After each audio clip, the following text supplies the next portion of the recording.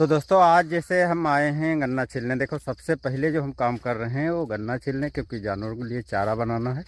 तो इसलिए ये जो खेत आप देख रहे हैं, तो इस खेत में हम गन्ना छिलने आए हैं। इसके बाद जो है दूसरा काम करना, जैसे बरसीम बुआई करना, आलू वगैरह ये सब चीज़ें करना है। तो सबसे पहले ये चीज़ हम निपटा लेते हैं और उसके बाद फिर आगे मिलते हैं।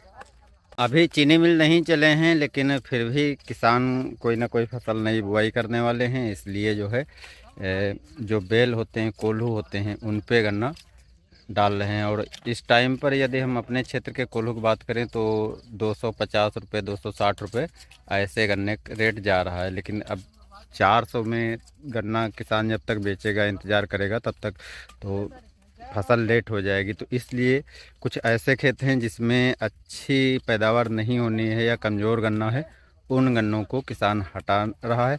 हर साल यही करता है, कोई पहली बार की बात नहीं है, हर साल यही करता है। अब ऐसे खेतों में हटा करके और इसमें गन्ना या सरसों या गेहूं इस तरीके की फसल बुआई कर देगा, जिससे एक साथ में सहफसली खेती भी कर लेगा। और दूसरा फ़ायदा ये है कि गन्ना इस टाइम पर वज़न थोड़ा ज़्यादा होता है, सस्ता जो जाएगा लेकिन वज़न ज़्यादा होता है इसलिए। और इस टाइम पर सबसे अच्छी बात है कि गांव में लोगों के पास थोड़ा चारा कम होता है, तो आराम से वो आकर के दूसरे के खेत में गन्ना आदि छिलाई करवा देते हैं। तो इससे किसान का सबसे बड़ा फ़ायदा है कि लेबर आदि का पैसा बचता है, और जो गांव के लोग हैं उनका फ़ायदा हो जाता है कि चारे की व्यवस्था उनकी हो जाती है।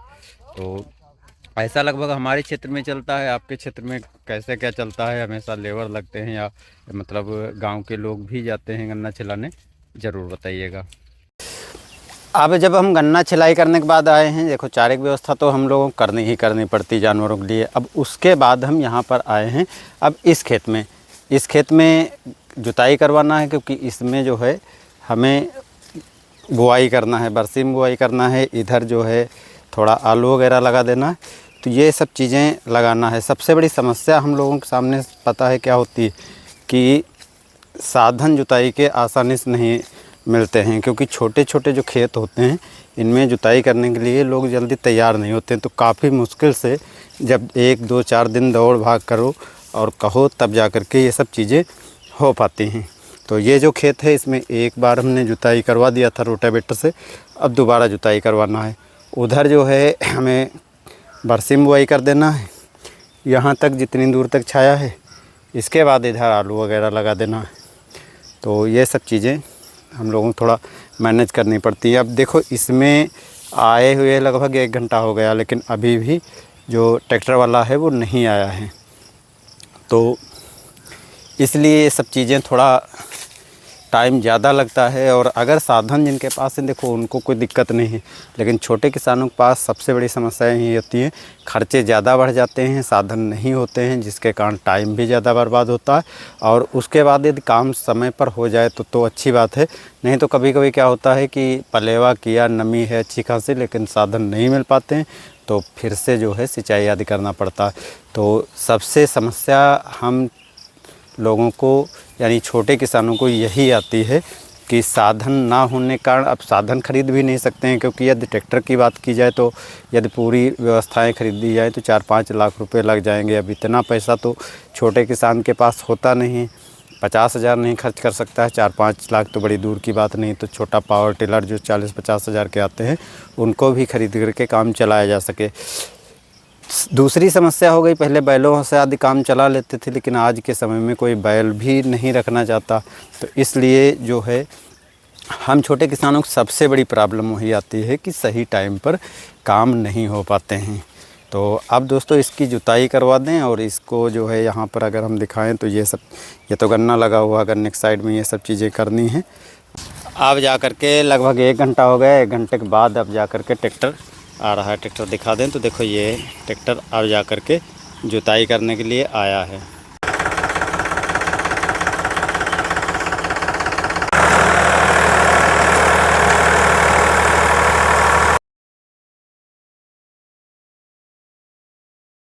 खेत जुताई करवा के दोपहर में चले गए थे। अब जो है लगभग 2:30 बजने वाला है। और देखो अब इतनी धूप होती नहीं है और सब काम भी करने रहते हैं। तो अब हम क्या क्या चीज़ कहाँ पर बुआई करने वाले हैं वो चीज़ बता देते हैं, क्योंकि सभी चीज़ें एक साथ नहीं बुआई कर सकते हैं, तो वो आपको यहाँ पर बताते हैं हम क्या क्या चीज़ें करने वाले हैं। सारे काम आज नहीं निपट पाएंगे और कल भी बहुत से काम करने रहेंगे, क्योंकि सब काम एक दिन में नहीं हो सकते हैं और उसके 2-3 दिन बाद भी कुछ काम करने पड़ेंगे।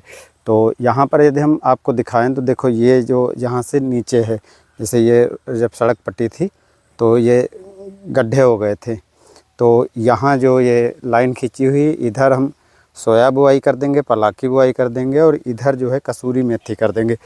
थोड़ा जो है ये बांस हैं तो इसलिए थोड़ा यदि छाया भी रहती तो ये चीज़ें हो जाएंगी।